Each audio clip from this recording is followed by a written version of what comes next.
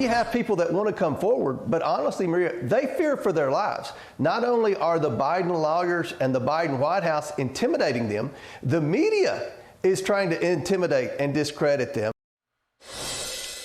That was House Oversight Committee Chairman James Comer on this program earlier this year on the pressure that whistleblowers and witnesses are facing for exposing the Biden family business dealings. Now, one of those witnesses is coming forward to explain why he is on the run from the law after allegedly speaking with officials from both the DOJ and the FBI. In exclusive remarks obtained by the New York Post's Maria Bartiromo, Israeli professor Gal Luft said this: "Over an intensive two-day meeting, I shared my information about the Biden family financial transactions with this CEFC, that's the Chinese energy company, including specific dollar figures. I also provided the name of Rob Walker, who later became known as Hunter Biden's bag man."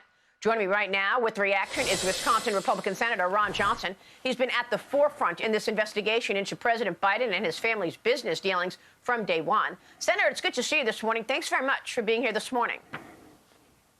Morning, Maria.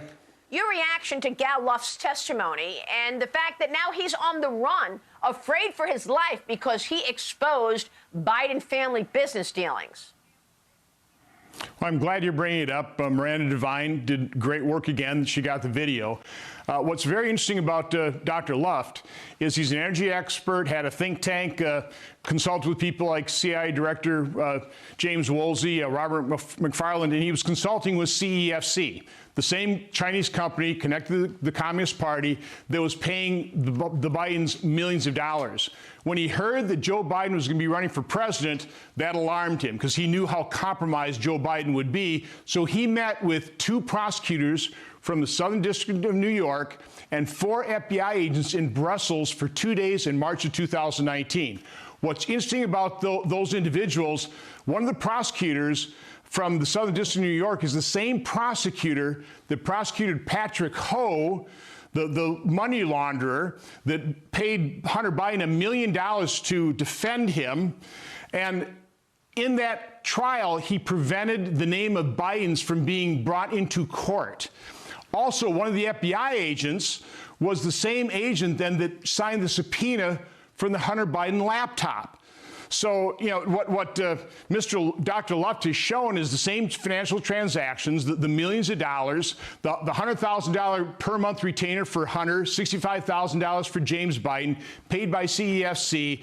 He's got a wealth of information, but they never followed up on that meeting. Instead, they arrested him in Cyprus to silence him. They could have gone to Israel. He resides in Israel. We have extradition treaties, but they instead arrest him in Cyprus. Now, he's literally fleeing for his life right now. He's on the run. He's an important witness. He needs to be granted immunity to be able to testify and tell his story. Well, how are we ever going to get to the bottom of all of this if the people who are abusing power are still in power? It's the same with the Russia collusion story. All of those people who pushed Russia collusion aggressively are now, many of them are actually in Biden's cabinet. Look at Jake Sullivan. He was the one pushing the story for Hillary Clinton. So what are we going to do, and what can you do as an elected official to ensure that this corruption is exposed?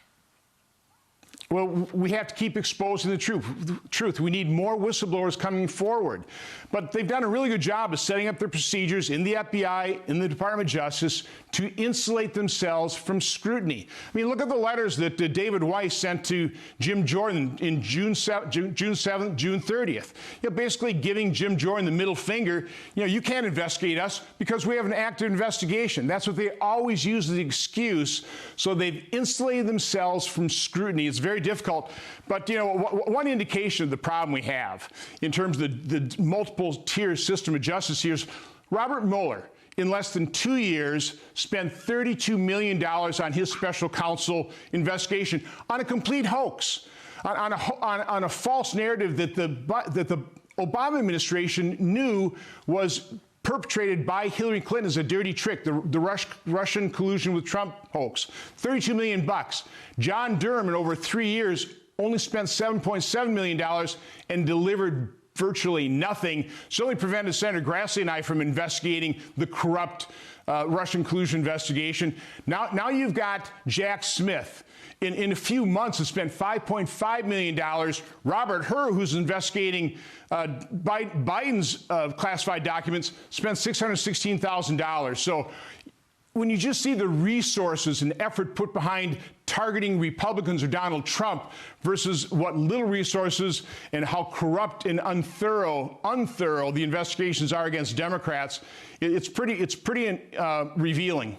Well, that's incredible. Those numbers are speaking for themselves. You're talking about $616,000 spent by Robert Hur to look at the Biden classified documents mess, compared with Jack Smith at $5.5 million ongoing just in a couple of months. People did not understand. That's really not been out there very much. The fact that John Durham spent $7.7 million and Robert Mueller $32 million versus $616,000.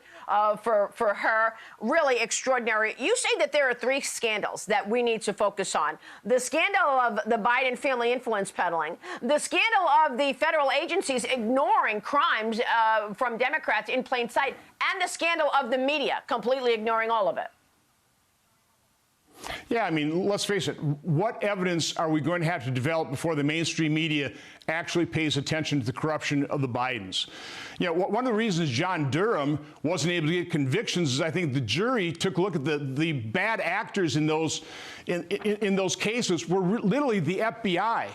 And so Michael Sussman and Igor Danchenko got let off the hook because the juries recognized the people committing probably crimes were the FBI in those jury trials. Yeah. So again, the FBI, the Department of Justice, they have insulated themselves from scrutiny. That's why what we need is we actually need Democrats to be concerned about this as well. We need the majority in the Senate so I can be chairman of the Permanent Subcommittee on Investigations, and we need to hold these people accountable by first exposing the truth, which is difficult to dig up. Yeah, that's pretty extraordinary stuff right now. Senator, thanks very much for reacting and for your time this morning. Wisconsin Senator Ron Johnson, thank you, sir.